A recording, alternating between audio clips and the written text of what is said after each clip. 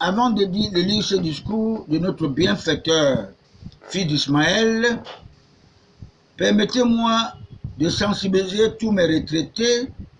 Restez toujours mariés en régime monogamie, que pour éviter les stress, pour éviter une mort subite. Comme ça, chacun de vous atteindra même 150 ans en mangeant toujours bio.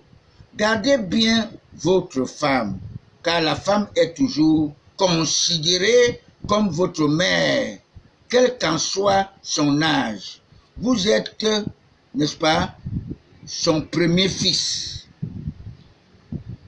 La polygamie veut dire un réseau de problèmes qui vous amène, n'est-ce pas, à chercher plusieurs femmes pour vous aider à manger vos biens illicites.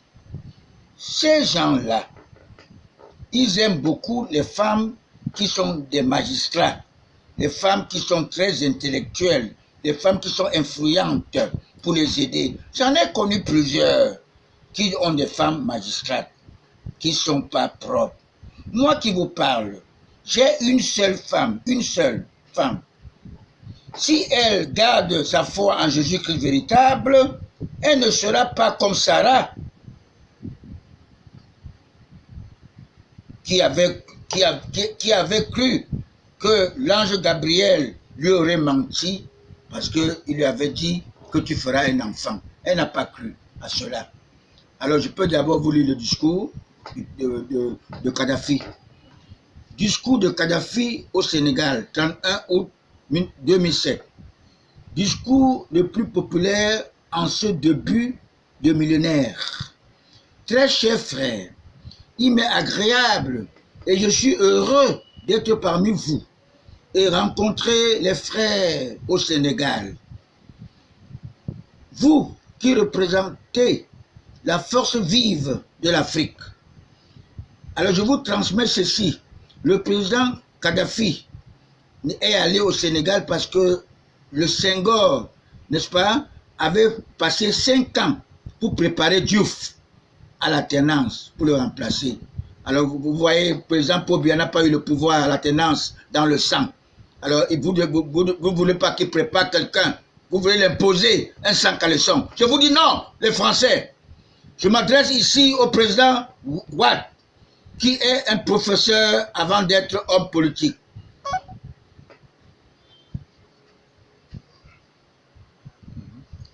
Ou président, il est parmi les sages d'Afrique.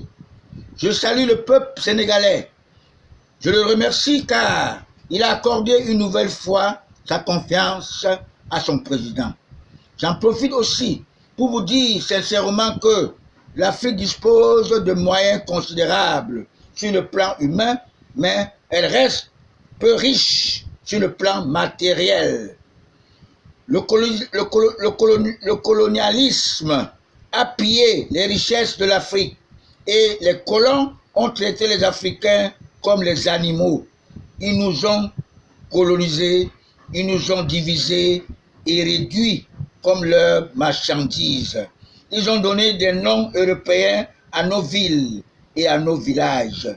Ils nous ont séparés sans aucunement nous permettre de progresser et ils ne cessent de piller nos richesses.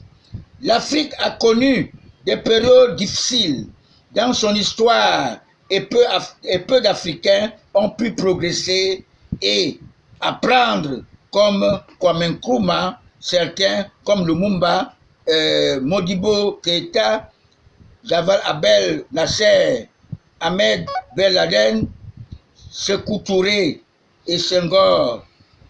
Et aujourd'hui, n'est-ce pas, le président Pobia devient un handicap parce qu'il a appris chez eux, il les connaît très bien. Il est un handicap pour eux, c'est déstabilisateur.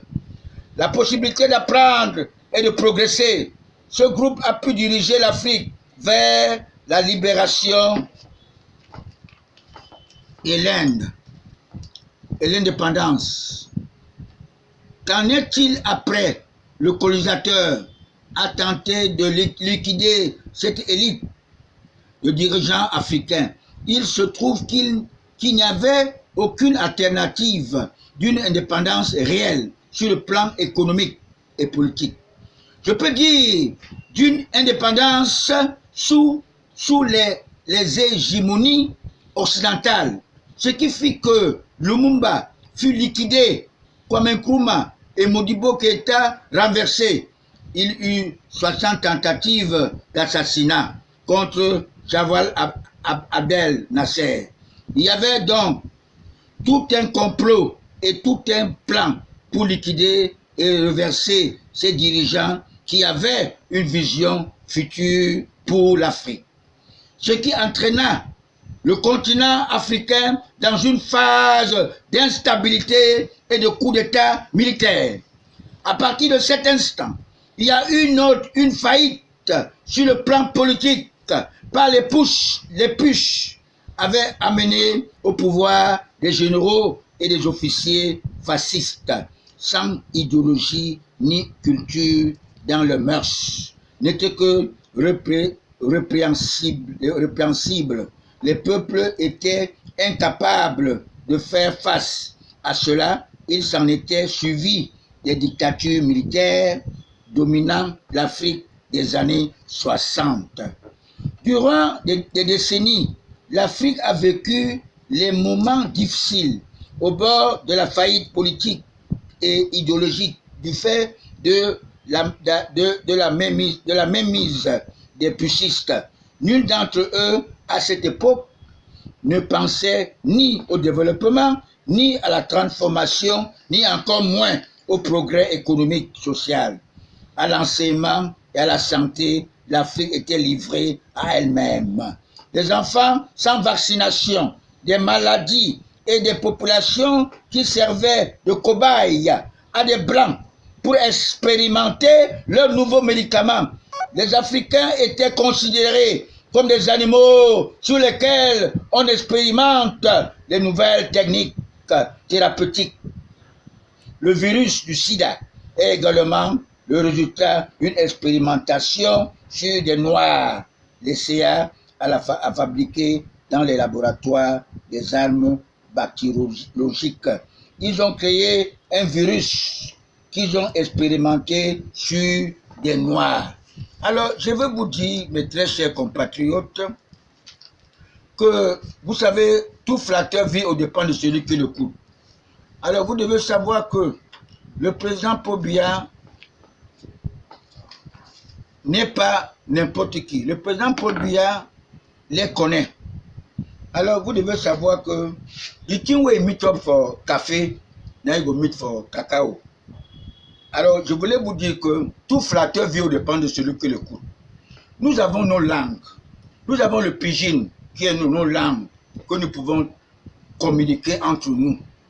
Et nous devons savoir que le président Paul Biya est allé à Lyon.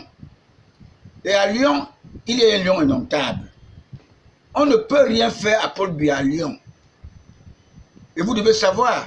Et encore même, le jeune président Macron, n'est-ce pas, il ne peut pas s'amuser à jouer le jeu parce que tout flatteur vit au dépens de celui qui l'écoute. C'est ça qui a fait tuer Kadhafi. Avec le jeu que Sarkozy a joué pour tuer Kadhafi.